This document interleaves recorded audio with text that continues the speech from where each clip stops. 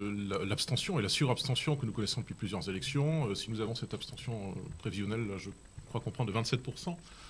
Environ, oui. Environ, oui. À peu près un niveau équivalent à celui de la présidentielle de 2002. Je ne crois pas qu'on peut se satisfaire que ce soit moins pire que prévu ou des choses ou des raisonnements de ce genre.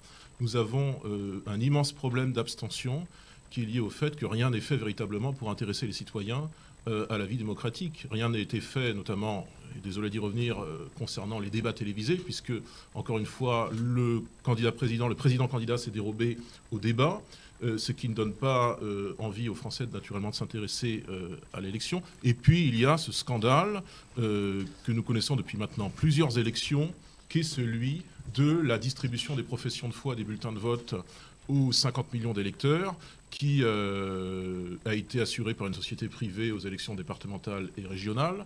Et on n'a pas vu le problème véritablement s'améliorer avec l'élection présidentielle. Je crois que 30 ou 35% des Français n'ont jamais rien reçu dans leur boîte aux lettres.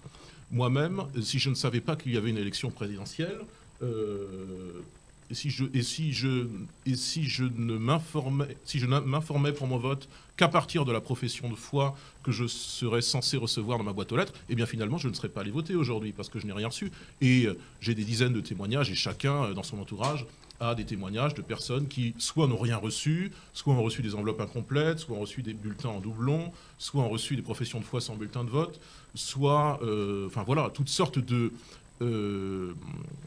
péripéties qui sont largement dues au fait que M. Macron et son entourage se désintéressent parfaitement de cette élection.